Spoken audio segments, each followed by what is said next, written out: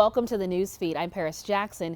We're here in Olympia as lawmakers return for the 2026 legislative session that is underway. Governor Ferguson says the state has about a $2.3 billion budget gap it will need to address.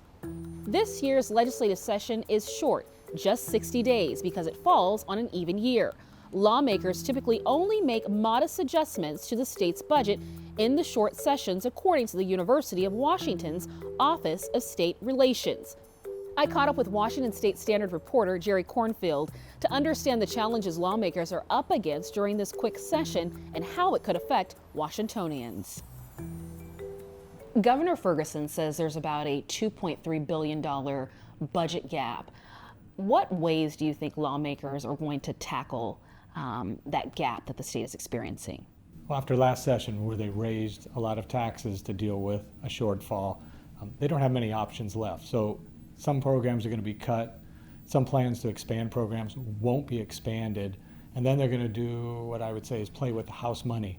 They're going to move money from one account to another account to another account. So they're going to use some of the climate money. Big companies have paid and bought allowances to pollute.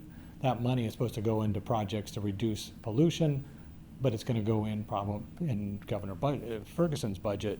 It will go into trying to pay for programs and avoid deeper cuts. So they're going to use the rainy day reserve, which is supposed to be for emergencies. Some of that will go into recovery efforts in response to the floods from December, but also some of it will be used to balance the budget and fill that shortfall.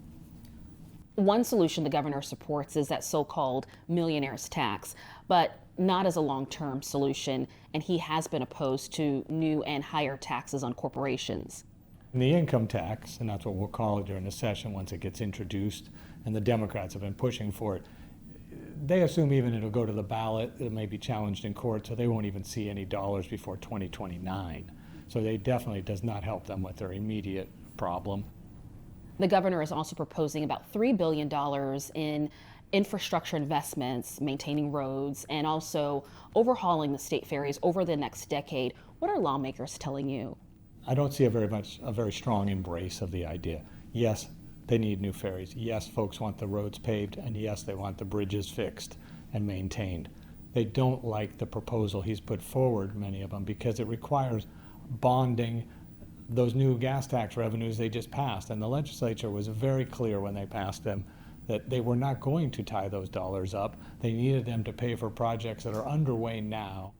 Conservative organization Let's Go Washington has initiatives on parental rights and banning trans athletes from girls' sports.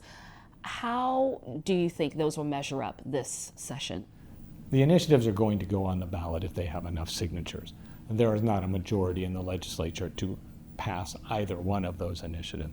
The real question will be whether or not the Democrats will use, with their majority, allow them to be discussed in public hearings, which could be very volatile and time-consuming and in a short session. I'm not sure the Democrats will do that. The governor has had a precarious relationship with the press.